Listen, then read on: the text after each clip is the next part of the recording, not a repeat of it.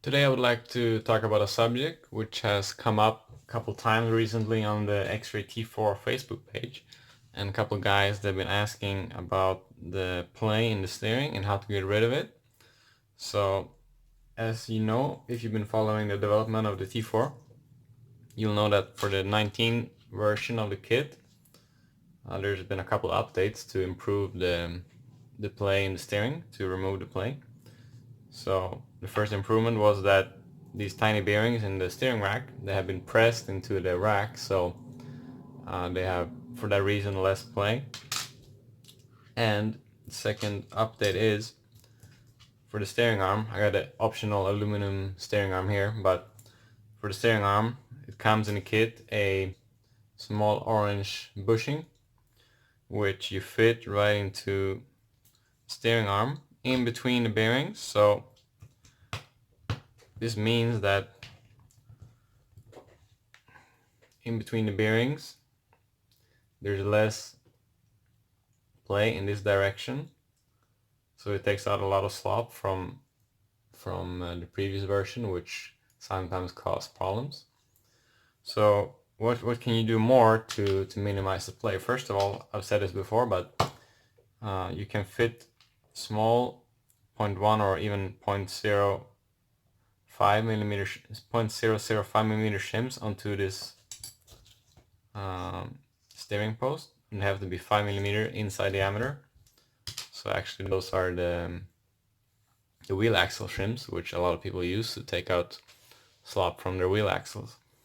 And when this aluminum part wears and when the steering post wears, you can add shim on here to remove slop, which you'll see when the arm starts to move upwards in this direction.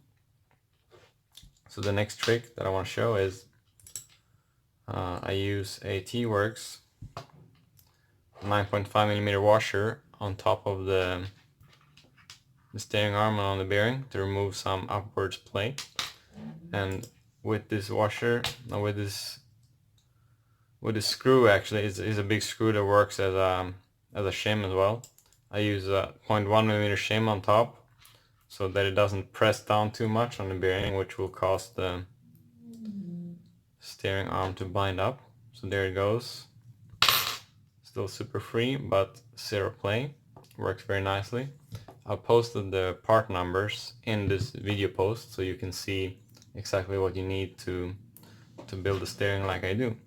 And the final trick, which I'm gonna already give credit to Dominic Queck in Singapore, because he's the one who taught me how to do this.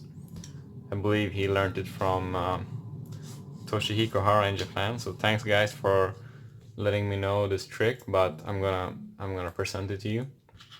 So what you do is instead of building it as per the manual, you flip the steering rack upside down. So what you need to do is you add shims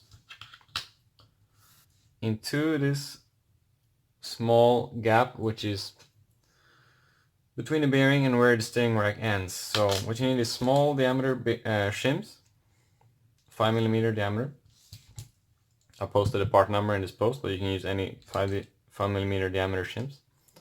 So I'm gonna put a shim which is 0.25 and 0.5.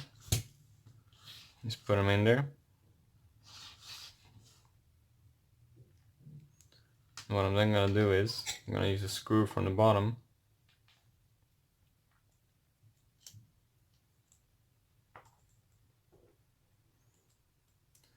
and show you. I mean, I do this basically to remove the play in this direction, because the problem is the size of the screw that goes into the bearing. But at least this way you'll have less play in the bridge in this direction. So adding those shims helps a whole lot for that.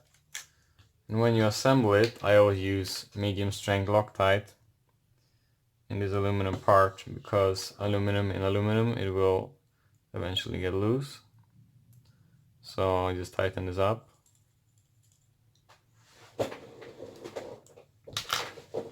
Just gonna clean this up. And then you'll see that you'll have free movement and very little play in this direction. So this actually works super nice, and that's as good as you can possibly build this steering, in my opinion. Yeah, try it out. You may need to alter the thickness of the shims inside of the steering bridge, those tiny 5mm diameter shims that I showed you. You might need to try different thicknesses depending on your steering, because every steering is a little bit different, and you need to experiment till you get it right and make sure there's no binding at all of the steering bridge. Thanks guys.